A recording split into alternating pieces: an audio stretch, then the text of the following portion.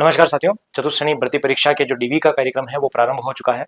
साथ में ही अभ्यर्थियों में जो चेकलिस्ट है उसको लेकर काफी संशय बना हुआ है और काफी लोग परेशान भी है। उस परेशानी को आज हम दूर कर देंगे और साथ में ही आप इस वीडियो को अंतिम रूप तक देखिए और लास्ट तक देखिएगा, ताकि क्या है कि आपको जो भी परेशानी है वो क्लियर हो जाए।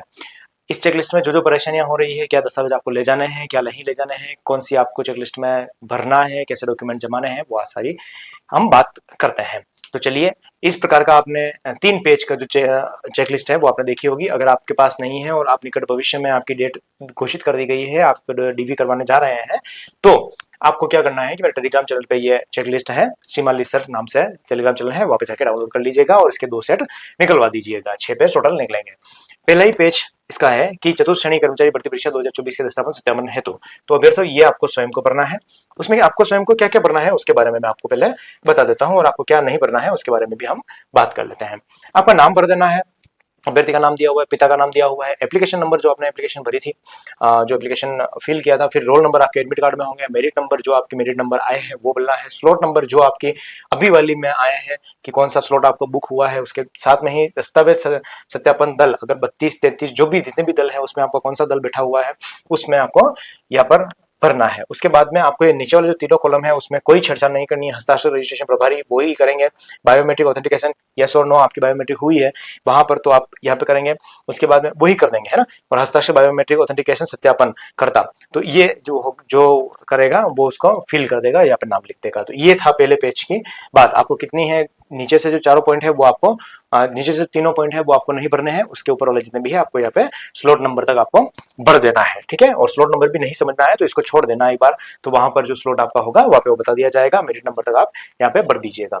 दूसरी बात है, दूसरे पेज पे चलते हैं और उसमें लिखा हुआ है चतुर्थ श्रेणी कर्मचारी भर्ती परीक्षा 2024 पात्रता जांच हेतु चेकलिस्ट। अब पहली बात तो ये है कि भाई ये जो चेकलिस्ट हम बना रहे हैं ये इसके 2 सेट ले जाने हैं और 2 ही सेट किसके ले जाने हैं, जो आपके डॉक्यूमेंट जितने भी होंगे उसके 2 ले। मेरे हिसाब से आप 3 सेट ले लीजिए, ज्यादा बेटर होगा, ठीक है। कोई बात नहीं, एक एक्स्ट्रा हो तो उसमें कोई दिक्कत नहीं है। चतुर्थ श्रेणी कर्मचारी भर्ती परीक्षा 2024 पात्रता जांच हेतु चेकलिस्ट है ना। अब उसमें पद चतुर्थ श्रेणी कर्मचारी टीएसपी नॉन टीएसपी आवेदन क्रमांक, आपको आवेदन क्रमांक भरना है। इसमें नाम अभ्यर्थी का नाम भरना है, पुत्र पुत्री आपके जो भी पिताजी है, पिताजी क्या एक ही पिताजी होंगे उनके नाम भरना है, कैटेगरी और उप श्रेणी ये आपको पूरा भरना है।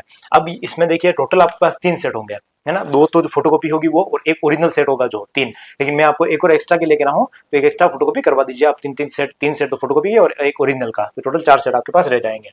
काम 2 ही सेट आएंगे ये ध्यान रखना और एक ओरिजिनल, 3 टोटल काम आएंगे। अब पात्रता मानदंड बिंदु, ठीक है। तो अब ये क्या चीज है कि ये आपको नहीं भरनी है साथियों, ध्यान रखिएगा। ये जो है ना सेकंड वाला पेज, ये आपको कुछ नहीं भरना है। इसमें आयु मापदंड के अनुसार, शैक्षणिक योग्यता के अनुसार, मूल्यमास प्रमाण पत्र, या तो वहां पे अपात्र छूट यदि अपात्र है तो अपात्र का कारण, ये क्या वहां पे जो दल बैठा हुआ होगा वो दल आपके इसमें सारा फिल करेगा, या फिर वो डॉक्यूमेंट चेक करते करते आपसे भी फिल करवा सकता है। 100% तो ये रहता है, 99% तो ये रहता है कि वो स्वयं ही भरते हैं। जैसे कि हस्ताक्षर दल अध्यक्ष जो होगा उसका नाम, पदनाम, पदस्थापन स्थान, ठीक है, ये और 2 सदस्य होंगे, अध्यक्ष होंगे 2 सदस्य होंगे, वो सभी यहाँ पर भरेंगे। तो ये आपको छोड़ देना है दूसरा पेज, ठीक है। इसके भी 2 सेट लिखे देने हैं। अब नोडल अधिकारी का हस्ताक्षर वो सारे कर देंगे, ठीक है। अब आपको क्या भरना है, तो जो तीसरा पेज तो श्रेणी कर्मचारी सीधी भर्ती परीक्षा 2024 अभ्यर्थी इसे स्वयं भरकर प्रस्तुत लिखा हुआ है स्पष्ट रूप से। आपको पासपोर्ट साइज फोटो इसमें चिपकाना है, उसके साथ में ही आपका नाम लिखना है जैसा आपके मार्कशीट में लिखा हुआ है, जैसा आपके जो फॉर्म है उसमें लिखा हुआ है उस प्रकार से नाम लिखना है। ईमेल आईडी जो आपके एसएसओ आईडी में दे रखी है वो ईमेल आईडी लिखनी है। इसमें जन्म तिथि जो आपकी 10th की मार्कशीट में है, रोल नंबर जो आपका एडमिट कार्ड में है वो लिखना है, मोबाइल नंबर जो आपने रजिस्टर्ड मोबाइल नंबर ले रखा है जिसपे आपके मैसेज भी आया होगा वो ये मोबाइल नंबर यहाँ पे लिखना है, ठीक है। मेल और फीमेल जो भी आप हैं उसको यहाँ पे भरना है। आयु वर्षों में 1 जनवरी 2026 तक आपकी कितनी वर्ष, कितनी माह, कितने दिन हुए हैं, या गूगल पे जाइए और एज कैलकुलेटर खोलिए और उसमें भर दीजिए आपकी डेट ऑफ बर्थ, तो इसमें सारा आ जाएगा, ठीक है। अब देखिए विस्तृत आवेदन सह परिनिरीक्षा पत्र यानी कि सिक्योरिटी फॉर्म जो आपने भरा होगा उसको यहाँ पे सबसे पहले जमाना है। ये जो 15 ही नमूने दे रखे हैं ना, संख्या जो दे रखी है उसको आपको एज इट इज डॉक्यूमेंट जमाना है। पहला डॉक्यूमेंट कौन सा आ जाएगा, सिक्योरिटी फॉर्म आ जाएगा। दस्तावेज उपलब्ध है तो हाँ उपलब्ध है।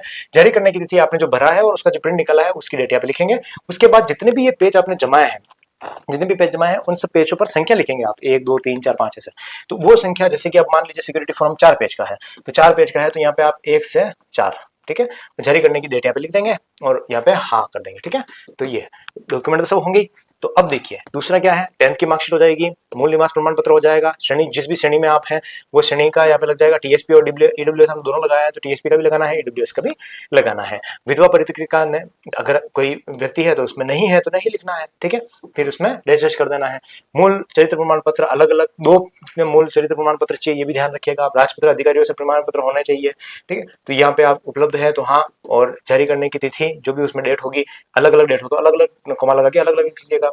और ये प्रस्तावन संख्या जैसे जैसे जैसे आप डॉक्यूमेंट जमाते जाएंगे वैसे वैसे आपको संख्या लिखती जानी है, ठीक है। ये सादे पत्र, वचन प्रबंध, संविधान शपथ पत्र पर दहेज संबंधी घोषणा पत्र, ठीक है, विवाह प्रमाण पत्र, जो भी आपने 50 रुपए के स्टाम्प पे बनवाए हैं वो 50 रुपए के स्टाम्प से साथ जमाना है इसमें जो लिखे हुए हैं, और जो सादे पेज पर है वो सादे पेज पर यहाँ पे जमाना है, ठीक है। तो ये सारे इस तरीके से 15 ही जो है विवाह प्रमाण पत्र, संतान संबंधी, सामान्य घोषणा पत्र, विकल्प पत्र, नमूना हस्ताक्षर प्रारूप, उसके बाद स्वयं का फोटो, पहचान पत्र, आधार कार्ड की कॉपी लगा देना, आप ज्यादा कोई दिमाग मत लगाना, इसमें 100 प्रमाण पत्र आपके साइन कर दीजिएगा उसमें, और ये इसमें संख्या लिखा दीजिए।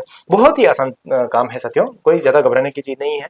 तो इस प्रकार से आपको आपके असाइनमेंट करके और ये सारा इसमें लिखना है। तो ये 3 पेज का जो चेकलिस्ट थी उसकी पूरी कहानी थी। इस प्रकार से आपको अपना डीबी करवाना है, बड़ी शांति से कराना है, पूरे पेपर बनवाने हैं। फिर भी कोई समस्या होती है तो आप कमेंट में अपनी जो समस्या है वो लिख लीजिएगा, मैं 101% आपके उस समस्या का आंसर दे दूंगा। मिलते हैं एक अलग वीडियो में, नए हैं तो सब्सक्राइब जरूर कर दीजिएगा। ऑल द बेस्ट, धन्यवाद।